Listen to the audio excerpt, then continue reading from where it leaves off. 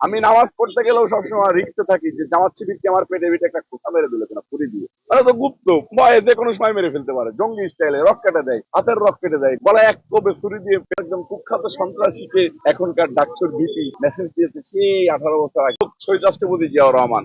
জামাত যদি শহীদ মিনারে গিয়ে স্বাধীনতার এই সময় স্মৃতিসৌধে যে এই সময় শ্রদ্ধা নিবেদন করে, এটা আমার মনে হয় যে তাদের মানে বুদ্ধির মুটকা খুলতেছে আর কি। জামাতের মুখে স্বাধীনতার কথা, মুক্তিযুদ্ধের কথা, এটা হচ্ছে মানে 2 দিনের শিশু বাচ্চার মুখে বলি শোনার মতো কথা। 2 দিনের বাচ্চা যদি কথা বলে তাহলে যেরকম বিশ্বাস করবেন, জামাত শিবির যদি স্বাধীনতার কথা বলে তাহলে মনে করবেন যে ওটাও সত্য। তো 2 দিনের বাচ্চা যেরকম ঠিক কথা বলতে পারে না, জামাত শিবিরের মনে বাংলাদেশ কখনো স্থান করে নেয় না। তাদের মনে থাকে পাকিস্তান, তাদের মনে সবসময় থাকে বাংলাদেশের বিরুদ্ধে একটা ষড়যন্ত্র।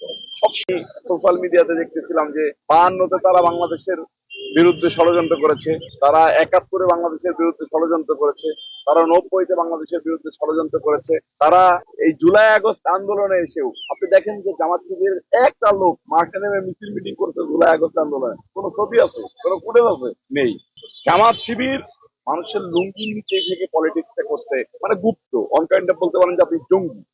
এরা সবসময় গুপ্ত থেকে পলিটিক্সটা করতে পছন্দ করে। আপনি দেখেন যে ছাত্রলীগের একদম কুখ্যাত সন্ত্রাসীকে এখনকার ডাকসুর ভিপি মেসেজ দিয়েছে সেই 18 বছর আগে।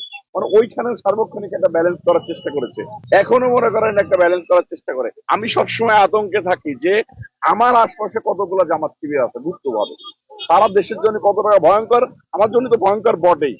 আমি নামাজ পড়তে গেলেও সবসময় রিক্সে থাকি যে জামাত শিবিরকে আমার পেটে পিঠে একটা খোঁচা মেরে দিল কিনা পুরি দিয়ে। তারা তো গুপ্ত ভয়ে যে কোনো সময় মেরে ফেলতে পারে, জঙ্গি স্টাইলে রক কেটে দেয়, হাতের রক কেটে দেয়, গলা এক কোপে ছুরি দিয়ে ফেলে দেয়। এদেরকে নিয়ে বাংলাদেশের সাধারণ জনগণ সবসময় একটা ভয়ে থাকে, যে কারণে বাংলাদেশের জনগণ এবার 12ই ফেব্রুয়ারি নির্বাচনে তাদেরকে ভোটের মাধ্যমে